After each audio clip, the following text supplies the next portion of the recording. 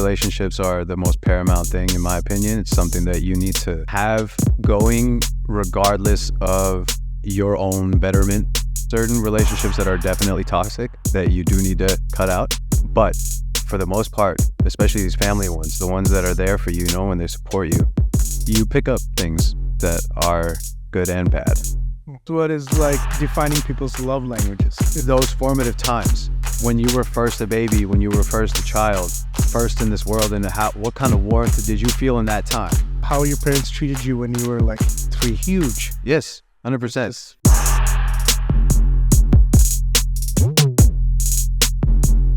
Welcome to the Unfiltered Podcast. I'm your host, Raf, and this is my co-host, Saheer, the engineer. Yo. What's good, man? Chilling, bro. Chilling. Man, I had a question that I've been asking other people, and like actually having a son, a lot of other people ask me this question all the time. Who is he like? Is he like dad or is he like mom? Yeah. This question always comes up. So I was curious, who are you like? Like, are you like your mom or dad? Oh, man.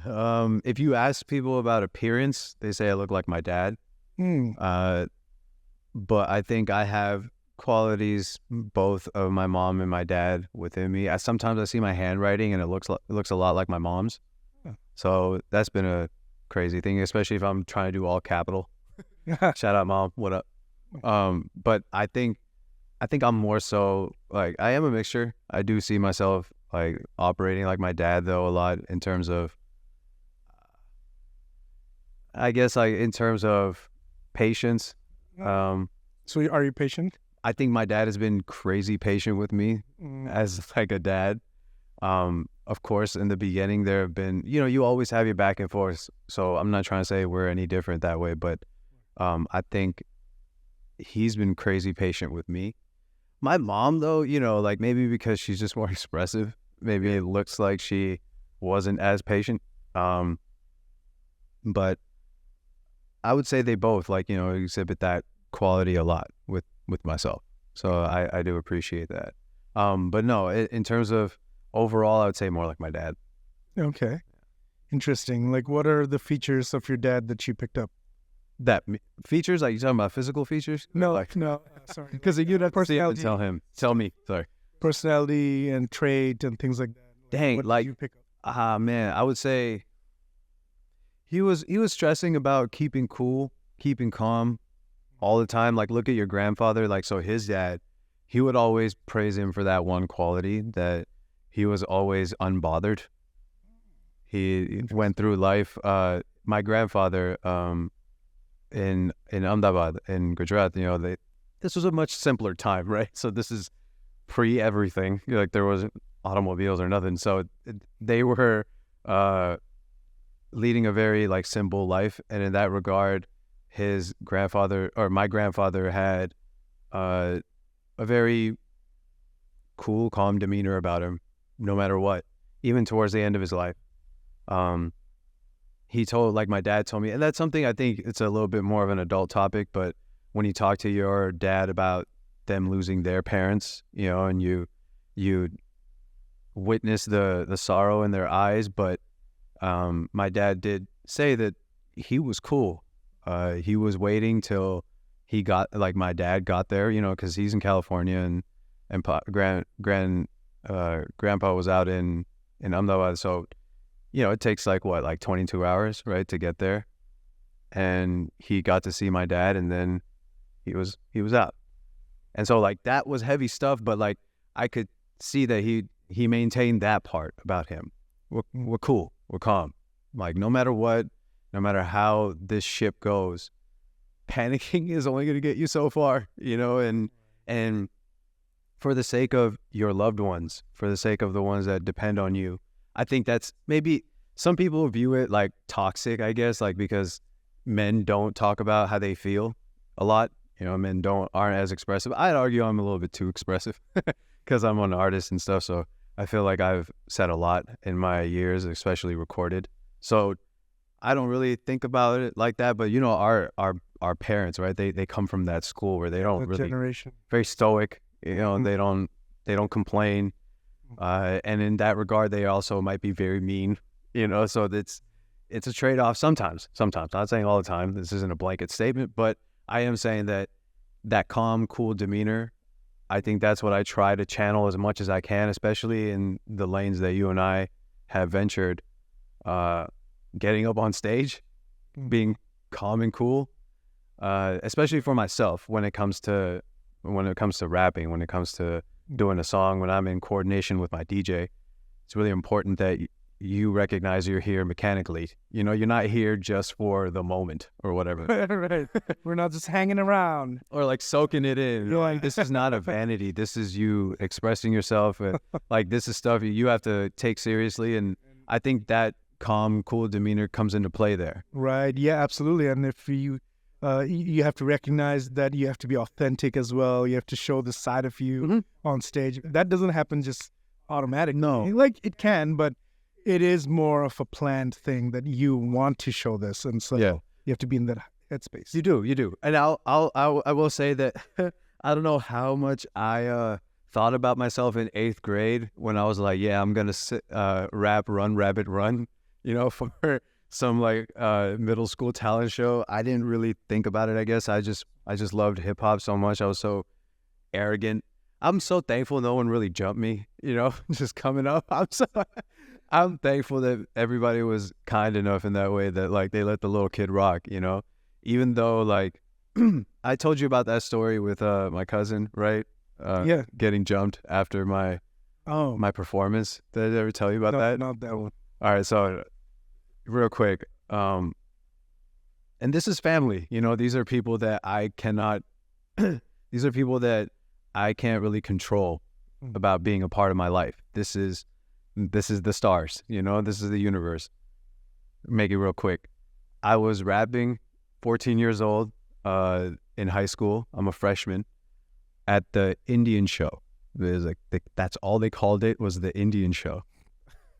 And what it was like 9 dance teams from around the other like high schools in the South Bay, maybe East Bay area that had like significant South Asian populations.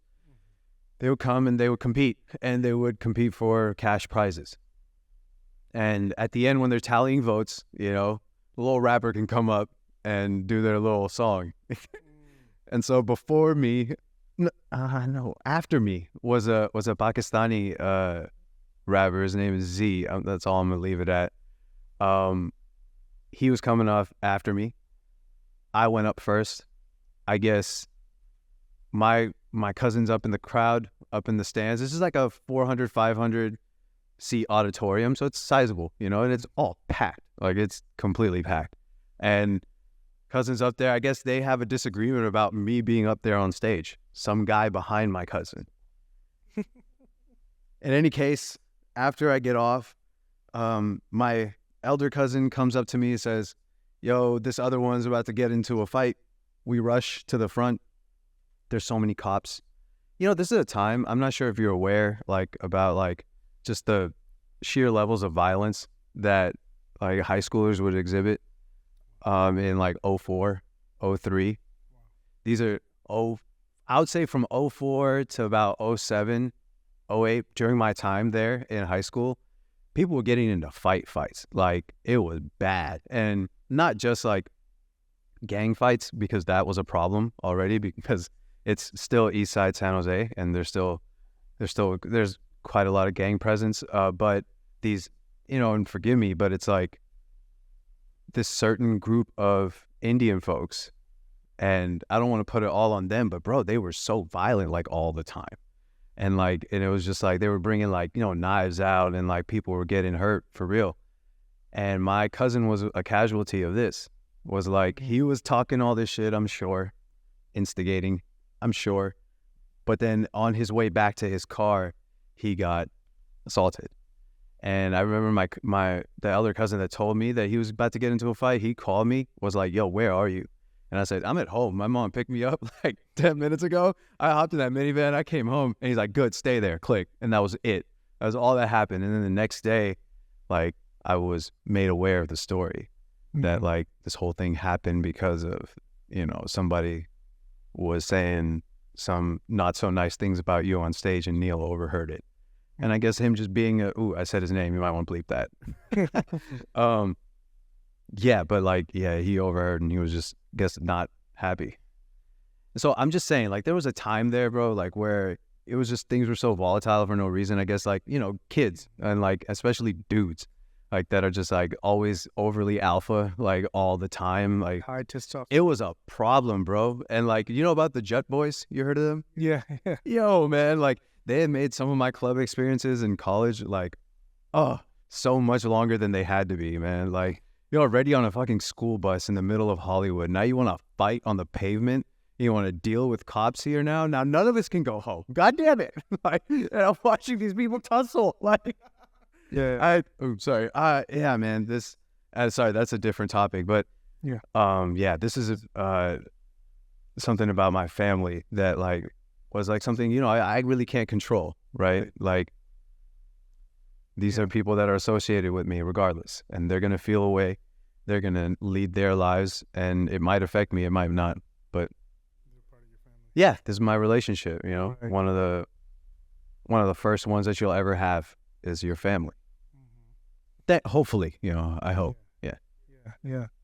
So tell me about your family. Like who like tell me about your family. Damn, bro. Yeah, brother. Yes, I have a younger brother, 5 years. He's in Brooklyn right now, and he just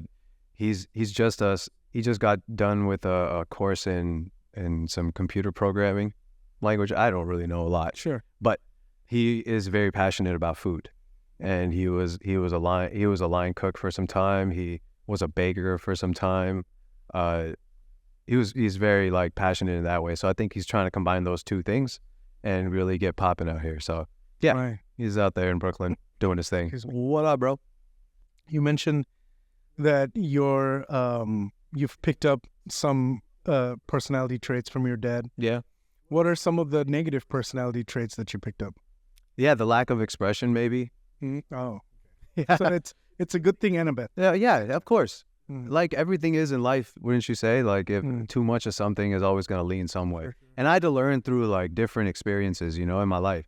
Because this relationship that I have with my dad, as much as I love and value him in my life, there's a level of distance that I think like Indian men like keep with their kids. And as much as they might be closer, you know, it's like a sliding scale. I'm not saying it's one way or another, but that distance that you keep, you start to mirror that, you know, in your other relationships in life and not knowing you're doing that. Absolutely. So there was that learning curve, you know, in like my early 20s where you recognize you can't behave so willfully, you know, like you have to take into account other people's feelings at the end of the day. And because relationships are so important, Right. you know, like the relationships are the most paramount thing, in my opinion. It's something that you need to have going regardless of your own betterment or your own, I don't know, advantage, whatever. Like there's certain relationships that are definitely toxic that you do need to cut out.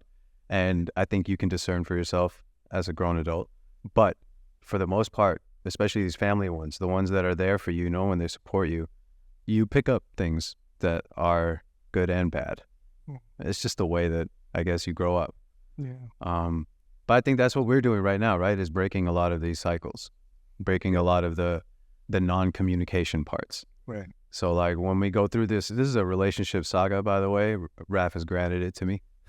We got 3 parts. So I think everything ties in together, but we're just going to start with family right now, just because I think it determines your trajectory to a certain degree. And then afterwards you can take control and, you know, kind of steer the ship how you want. But for the beginning, like, what do you expect out of a kid? You know, like they are going to be products of their environment, whatever their parents sort of put them into, through, for, whatever. You're at their mercy, really. Right. And I think that really shapes you as a person. So like, I love the fact that, you know, my parents also, I guess they went off a gut feeling, not knowing a lot of things. Like, remember I told you I went with the folks at the Mandir, the temple, right? Took that trip down. They did not know at all what I was about to go through. I didn't know. Nobody ever really told me the, you know, explicit. Nobody gave my mom and my dad itinerary. They were just like, this feels right. Let it go. And I trust my mom and my dad, you know, enough to be like, let's do this. Looking back on it, yeah, you could be like, bro, I would never let my kid go somewhere like that, you know, at such a young age, if they have never been outside like that. 'Cause that was the first time for me, was 6th grade science camp. And that was like 4 days, 5 days. Bro, I didn't shit once. Like, it was a crazy environment, dude. It was gross. It was just freaking curtains, and it's just dudes like freaking, you know, crazy kids that are just out for the first time. Like, these are animals for real, bro. Like, and they're in their real environment. And I'm such a like withdrawn kid. Like, oh, no. It was wild. But I guess my parents must have gotten accustomed to, like, he must be there. He must be good. You know, like, Yeah. they must be looking after him. Yeah. And then perhaps in the 90s, there was a lot less constant 24-hour news, putting fear in everybody's heart. 100%. You know, in the 90s, Tell him, Raf. no shit was happening, you know?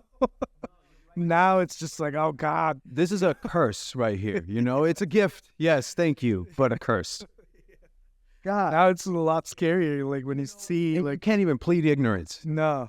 You see, like, videos of, like, daycare gone wrong and things like that. Oh my God. Oh, my God, fuck that. And yeah, they made everybody look like they're just touching kids everywhere, you know? And it's just like, bro, like, I have to think about this, you know what I mean? Right. You know, and like I even talked to some of my friends that are new parents as well, just like us, and they're like bawling their eyes out the first couple days leaving their kids at, you know, daycare and stuff. And like, it's like, man, yeah, it's a lot. Sorry, I just started thinking about it. Like, yeah, the fact that we always have this, and it does instill fear. So like, you think about like leaving your kids and way more, I guess, you know, and you think about the worst is way more than your imagination ever went. So I guess, yeah, it's a different time.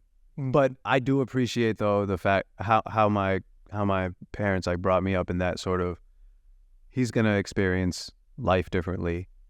Yeah. If we can't coach him, at least we're not gonna act like we know what it is. Just hope you're happy and, you know, and safe. Yeah. So like, I can say my mom was more strict like when I was in elementary school, but gradually as I got older, she loosened up more and more and more and more as we went on. Same thing like with dad as well. So What was some of the traits and personality stuff that you picked up from your mom? oh, mom, bro, like I think how hard I love, maybe, Mm. you know, I think it can get to some like, you know, hard to tame levels, let's say. I think I attribute a lot of my passion, whatever I have, like that's coming off on mic, I attribute that like from my mom. That's interesting. Yeah. That's nice. I think a lot of whenever I think about like thing with my heart and stuff, because she always talked about being a good person, like bare minimum, whatever the hell you decide in this life, just be a good person, please. Like that's all I care. And that you're safe, of course. That's every parent, but she was always talking about that. So, you know, when folks always operate without a moral compass, it always takes me, you know, a second to digest. They're like, oh, this person doesn't operate this way. All right, we got to figure this out differently. So yeah, I attribute a lot of that from my mom for sure. Yeah, damn, dude, I never really talked about that, I guess. That makes sense. Yeah, but I think it's a mixture, man. Like everything, you know, they were both in my life, heavy, always have been. Who did you spend more time with growing up? Mom, for sure. Dad was working, you know, like dad was really, really working and like traveling a lot. So it was mom. Mom was at home. There was a point there where mom was taking care of all my cousins too, like after elementary school. So it would be me, my younger brother, so us two, and then like 5 other kids, I think 4 or 5. Wow. Excuse me.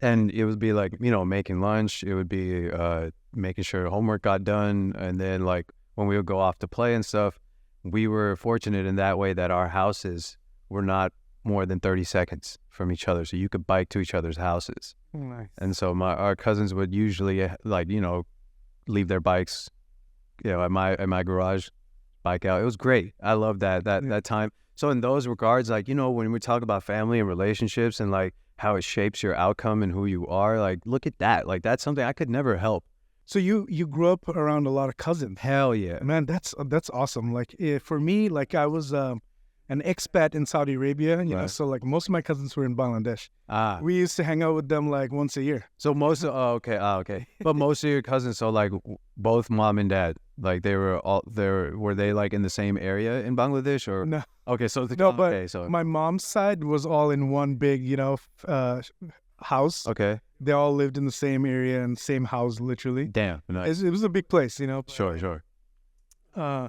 Yeah, most of the like they're amazing. Like I always had fun with them. I Right. always wanted to like play with them more, you know. But Of course. once a year, yeah. Yeah, no, it's an incredible privilege that I got to live Yeah. with my mom's cousins for a lot of my life. But So how old were they? they were my age.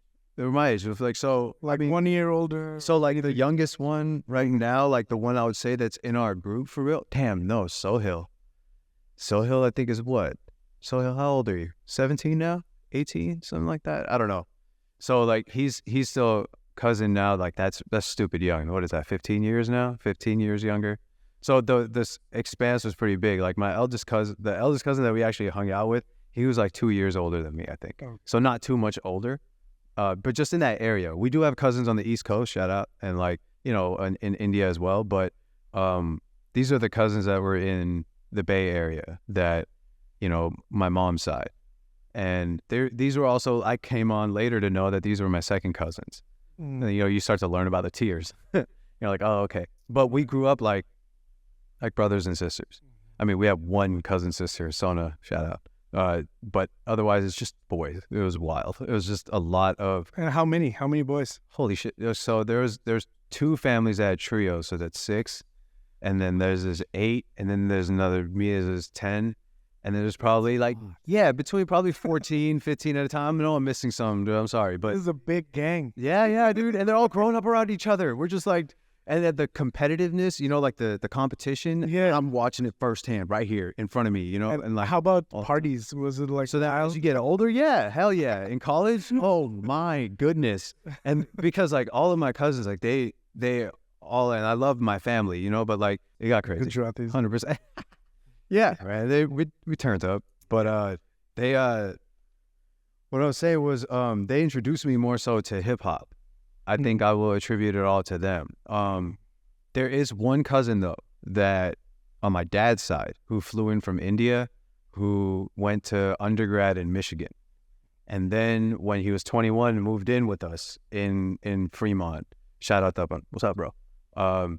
He taught me how to play the keyboard. He taught me what accompaniment was, chords. Taught me what a lead was. And then he taught me how like you could program the beats on here so that it can play for you. You can put little drum fills, you can do like variations, you know, learn to use the keyboard. And I was in 6th grade when I did my first little show with my best friend till date, one of my best friends till date, Rashad. What up, bro? We did a little, talent show. We did, you know, Kahona Pyare.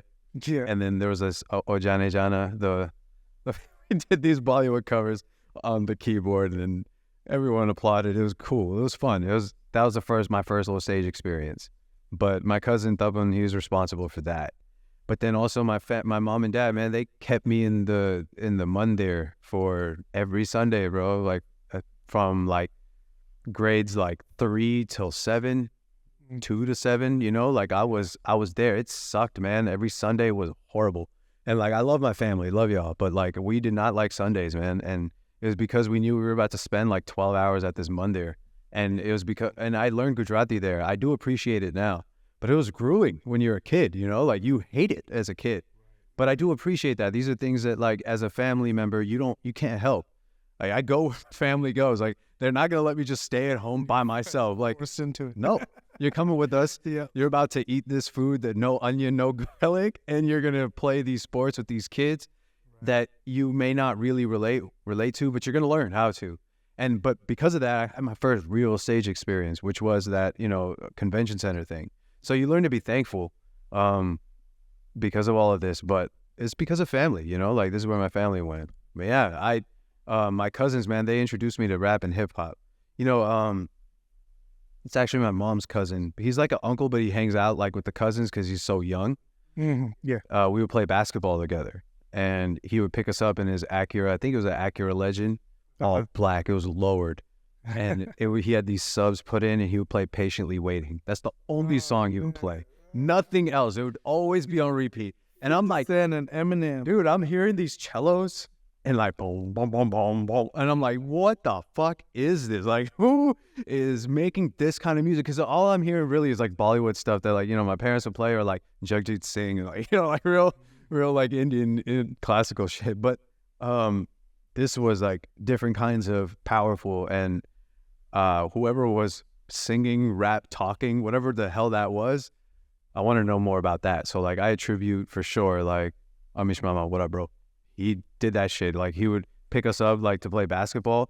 On the way to and from, it would just always be blasting that. And like, you know, you get exposed because of people that are just like, go play basketball, not knowing that, okay, this is what's going to happen on the way there and back. And you're going to be exposed to certain lyrics, and you're going to start looking these things up. You're like, oh, this is quite violent.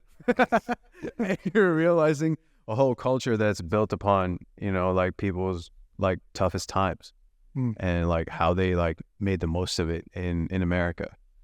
And that was like so inspiring, you know, like that's something that like you don't know is actually making an impact until you look back. You're like, oh, those were the first formative moments where, like, you know, I'm being touched by this energy, which is hip hop. Right. Absolutely. Yeah. So family, man. Tell me you have a song like that. What's your song? Like what? The one that ensnared you into hip hop. Like it's like me into hip hop, bro.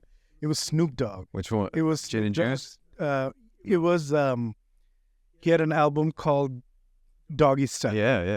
Yeah. Doggy Style, and it was this whole album. Oh shit. And the reason was I found that cassette. It was a cassette. I found that cassette. My neighbor was hiding it somewhere. Okay. I just ran into it, and I was like, oh, who's this? And I knew it was a hiding spot because there were a few other little things that this person was hiding in the spot. It was some kid, you know, neighborhood, just hiding, like he had notes and stuff. But then I saw that, and I was like, oh, this is mine. I took it. I didn't swoop. I gotta check this out. What is this, Doggy Style? What the fuck? And that's how it started, you know? It was just like Snoop Dogg, and then I was like, oh, damn, who the heck is Dr. Dre? Who's Tupac? And then I had other kids in school who was into Tupac. There was this one guy who was so into Tupac, he used to make his presentations, like, you know, little kiddie presentations that you have in class. He used to make it on Tupac and Biggie. He was older. He was like 2 years old, a few years older.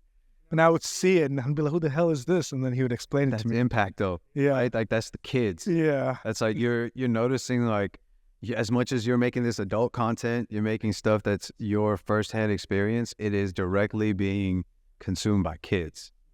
One way, whether you like it or not. Because, like, I think I grew up right on the cusp of, like, remember, what was it? Was it Kazaa? Was that the first one? The file sharing platform. Remember Kazaa? Then there was a LimeWire, right? Yeah. And then there's another Napster. I know Napster was the first one, I think. Napster was the first one. Napster's the first one. But that Kazaa one is also something I used.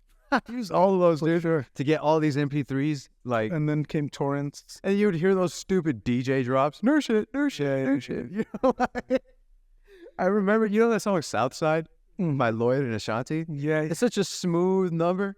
But then there would be that one DJ that comes in with those really terrible delays. No shit, Lloyd, Ashanti. It don't get no better than this. Get better than this. I'm like, yo, man, can you please let the song play?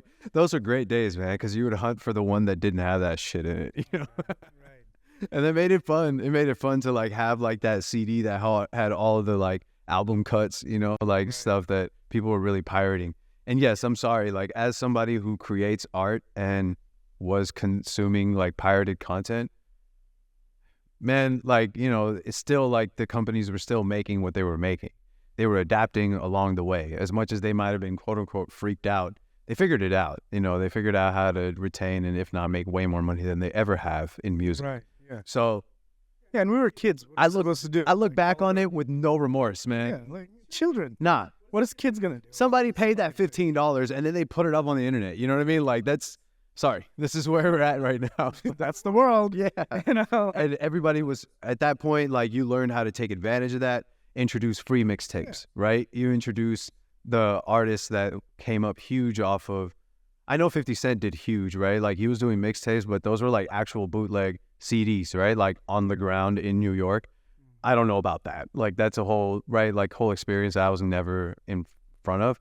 But I do remember when, yeah, like Wiz Khalifa was coming out, when Kendrick did, I think. Yeah, and Lil Wayne. Mac Miller, I think. Yeah, Lil Wayne. Oh, yeah. What am I doing? Lil Wayne is the mixtape. That was the god. Like that was when I was like, this is a Mike Jones beat, but he is stomping all over this. Yeah. And it was nasty, like in ways that like I was like, how are they getting the beats? Like what is happening? Like why are people? And you start to realize the whole dimensions of the industry, and you realize the whole, like the way it's evolving right in front of you.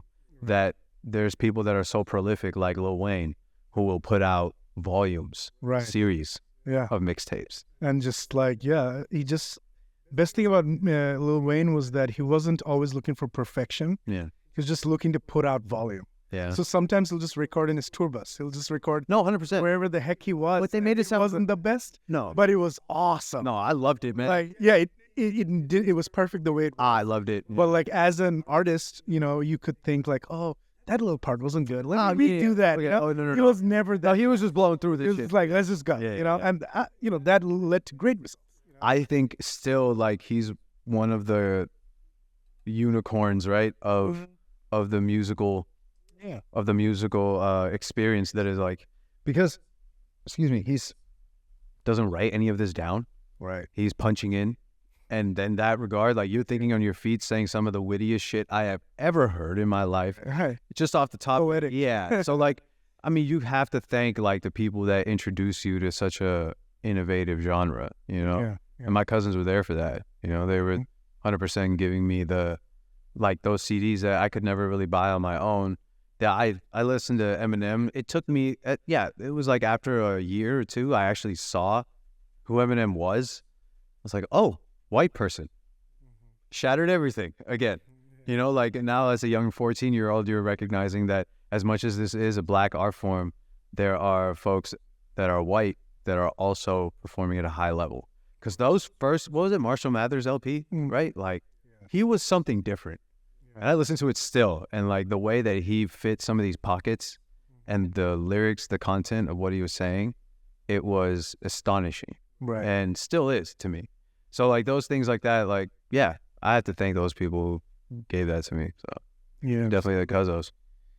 Yeah, for me it was those Snoop Dogg's and Dr. Dre's, and then it quickly switched to metal music. Because one of my friends who was older than me. See, I didn't have cousins. I had friends from school. Sure. We're also family friends. Okay, good. So you guys we're all expats. We lived in a community. Okay, fair enough. That's essentially the same thing. Similar, yeah. You're at each other's houses. Right, all the time, yeah. Right. So there was this one guy. He's a professional beatboxer now, but he's been through a lot. Like he's done a lot of different things over the years. But he was the one who introduced me to music, this music life. Yeah. He later became. He formed his own bands. He was vocalist. He produced albums. He's been on TV. He's done a lot. But this guy was the first to show me like metal music, Metallica. Wow. And then Linkin Park, Limp Bizkit. Okay. And then I started enjoying the Linkin Park and Limp Bizkit because of the DJs who would scratch and just go crazy. There's a hip hop Mike Shinoda. Yeah. Then Rapid. Shinoda. And then Fort Minor. Yeah, Fort Minor. Yeah. All that like converted into like more and more hip hop and just exploring so much more. It was I would say I would credit it to him. Nice. He's like the king of that. He still empowers people to this day with his stuff, and of course he was the first one who took me to a music studio when I was like 15 or something. Wow. He took me to a full-blown music studio for the first time, and I was like, wow. And I took some pictures acting like I'm working there. But it was amazing, Yeah, he was a cool dude. Yeah. So so during this time, like with your cousins, like they're listening to music, who was the first one to get the driver's license? Driver's license? Oh, that was the eldest. Yeah, his name is Rishi. And did he take you guys on rides? Oh yeah. Well, not me personally. I was still a little bit younger, so I wasn't like hanging out with bro as much. I don't know. Like there was one time I took. I'm sorry, mom. I took the Odyssey out, my fucking minivan, just down to I think at that time it was Lunardi's or some shit. It was like a small little market that we had at the bottom of the street, or at the end of our street at home. I took that with one of my friends, like he's like my neighbor, but like one of my, childhood friends. And we just went together. I only had my permit, felt hella badass, like, oh shit, I'm on the road. You were 15? Yeah, 15, something like that. Yeah, I had my little permit. I remember parking and then just going way too far ahead, so I heard the scrape underneath. So I was like, so I remember, those classic moments that you have as a kid, man. Like, yeah. So like, I think at that point, I had my little taste of whatever so I never really hung out with my cousins because at that time too, and I don't want to put too much of their business out there, as kids, but like they were definitely more involved in extracurricular activities than I was. I was way more like straight edge, especially when it comes to like high school. So like I would go to class, try to do my best, go home, like eat some little lunch and like get to homework, like and I'm still like a mediocre student at best, if I'll be honest, man. Like I was trying my ass off, but I just wasn't really cut out for like, dude, like AP history, world history. Like this is not happening for a 16-year-old. Like you're not going to get it in here. Like it's just the consequences of what they are saying about entire like groups of people, and like how like certain things happen. It's all European history, which I'm like not giving a fuck about. Like, bro, like, okay, sure. Like, what about this? Like, where I'm at, because I gotta go, go to math after this. Like, so it was not the time to like be a student, but in my opinion, but I still feel like that whenever I did cross over with my cousins, like it would be at family parties where you get to hang out and stuff. Like we're very sports oriented,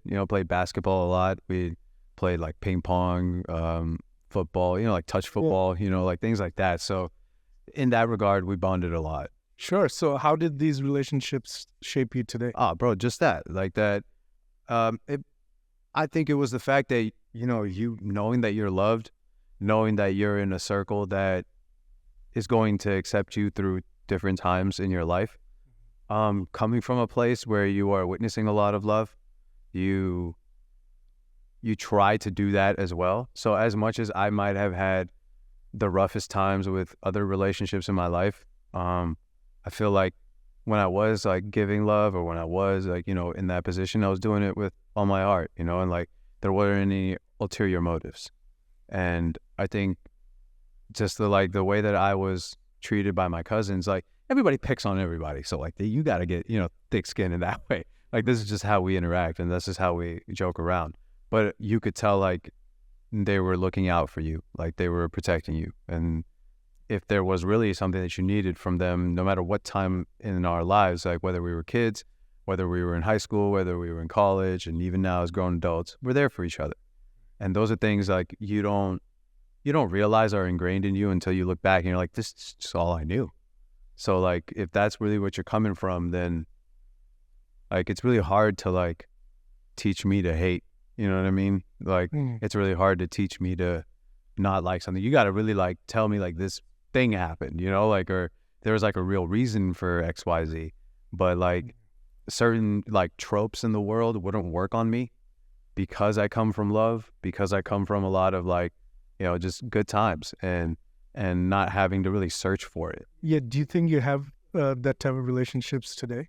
Yeah, I mean, we're all in our own corners. So like the frequency is much less, but we do like, we have like, we play Halo. You play Xbox, or which do you have? Used to. Oh, okay, for sure. No, I gotta have video games, man. It's such a great stress relief. But we play Halo and we play online.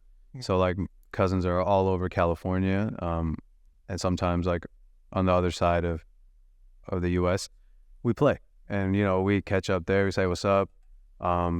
We have like maybe 1 or 2 meetings now throughout the year because of like some kind of occasion, or we try to make that occasion happen. do you find yourself like searching for that type of a relationship today, or you No, feel like no, we're good. No, I don't need anybody to be my cousins. I don't need my cousins to be anybody else. sure? I'm very happy with like the distance also that we've managed to give each other. Yeah, It's not like overly invested, like and barring anything freaking crazy, like dude, just live your life, know that we're here. There's not like you have to like worry about staying in touch, which I really appreciate about my family is that, any amount of time can go by. Like if you just drop a text or if you call or something, like we'll pick up, we'll say hello, like yo, and then catch up. It's not gonna feel they're never gonna hold that against you. That you go through life, you meet other people, you have other relationships. Especially as you get older, things got to be like profitable always, and like up until another point where you can just kick back and relax, you have to concede to the fact that family is gonna take sort of a side seat, not a back seat, side seat. Like there's gonna be something else here that I do have to work on simultaneously to continue, and your family's like, or at least my family is very understanding of that. So like I don't find myself wanting that nature of relationship sure. more so than I want myself to, be more successful professionally. Yeah. Yeah, personally. And So, chase your dreams. yeah, and it leaves you to that, like confidently. Like you're not looking for, and I think a lot of people like they're looking for love, right? Like I think people they are. And one way or another they're looking for companionship, they're looking for And that love is like basically coming from how your parents treated you when you were like 3. Huge. You know what I'm saying? Huge. Like that's what is like defining people's love languages. yes, 100%. And no matter what your parents might go through later, it's those formative times when you were first a baby, when you were first a child, first in this world, and what kind of warmth did you feel in that time? Because that small expanse, if you only know like stress or suffering or like Or even abandonment, where like they don't like hold you're you just enough. crying. And Yeah, nobody's like, oh, he's strong, he's fine. yeah. That's a different, You're gonna develop a different kind of person. Yeah. You are, and parents should understand that like, and you joke around like, what, your dad didn't hug you? And it's like, no, dude, he didn't. It's real, and that really does like affect how men especially go out into the world like seeking validation or seeking some level of comfort. Is really that is like, how did your parents treat you? Right. It was a balance, bro. Like I grew up in a Indian household for real. Like we got cracked a couple times in the face, and I appreciated it because I was like, damn, that could happen to me here. Imagine what could happen outside if I mess up. They might not care enough to use an open hand. You know what I mean? Like, so like at that point, I love every second of my come up, all the things that I went through. My parents also like, they recognized that they were also growing. I recognized that I was watching my parents grow up, being a kid. You're like, oh, they had me when I was 30. Now in hindsight, I'm seeing like, yeah, like watching my parents grow up as a kid. Because you think like, oh, they had me when I was like 30 something, 31. Bro, like I don't know I am still learning a lot about the world. Like as I'm, continuing, they also like being in a new country entirely, and now having to send this kid to like some babysitter that hopefully is taking care of him while we go figure out how to survive. Like I cannot imagine the levels of stress at that point, but they still managed to make me feel loved. They still managed to make me feel like you got home. Like no matter what happens, you got home here, especially with both of these people, not just, as a unit. It can be separate. You might not see dad too much because he's out traveling. Like my dad worked a lot, and my mom couldn't work for real because my younger brother wasn't doing well with babysitters. So like my mom was like, yeah, I'm just going to stay at home. So hindsight, man, it's 2020. And I do appreciate like my family a lot. And like the fact that I came from so much love. I think that's something that does affect, how you go off in life now. And it affects everything, man. Like even all the other relationships that I'll make, like it kind of radiates from family life and how I talk to my friends. And then when I notice my friends' family, and then I start to contrast, Or it'd be like, oh, okay, this is how other people live. Okay, this is why it smells like this in here. Okay. There's things like that like you'd learn as you're a kid and you recognize the differences and appreciate so much more. And as an adult now talking to you, man, just appreciated like 10 times. Watching, or sorry, looking back at it now. Yeah. Yeah, absolutely. You're so right. Like all our relationships and all the love that we give as adults, like we learned it growing up, and we learned how to treat others and how to treat ourselves. Even our relationship with self is learned from our parents and family. 100%. And obviously we can, obviously we can change it as we grow, and we can be, we can try to change certain aspects of our relationship to self. But a lot of it begins at home, like begins with family. And I've seen countless people where things were rough at home and how that led to future relationships.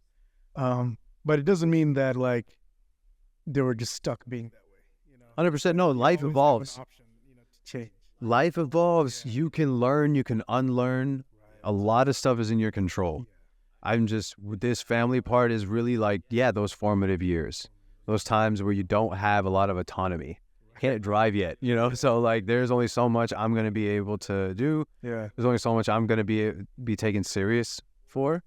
You do have to grow up. That's what I got to tell like some kids, as much as it sucks, like growing up is not as great as it's cracked up to be, but you can do a lot more when you're older. And that's where like family stuff is really important.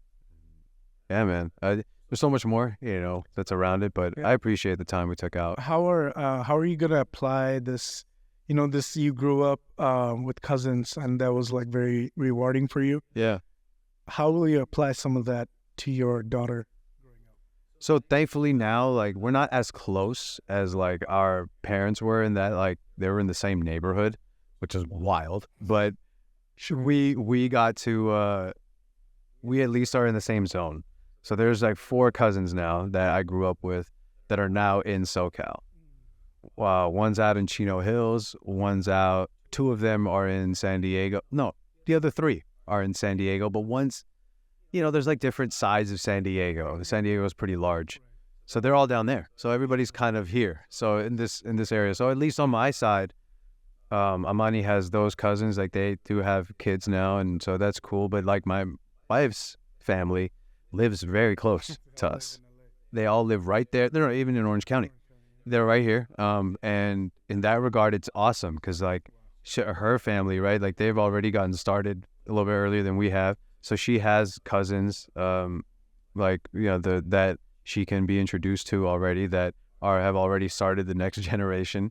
So it's great, like to see them. They're around family. Nice. It's just really on us as parents, to create these environments and to consciously put that into the agenda. It might take some time, it might take some years, but you gotta like have some intent about like keeping people together. Otherwise, it doesn't just happen.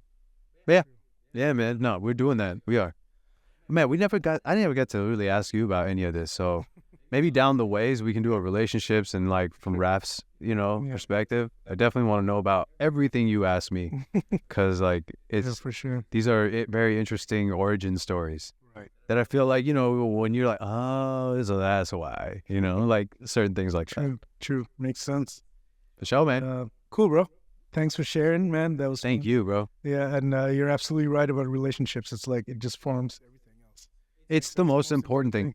Business, school, life, just everything. Relationships. Yeah. Always. It's not the only thing, so let's not get that mixed up, but it's the paramount. It's the base of everything else. Yes, 100%. All right, bro. Bye, bro. For everything. Peace.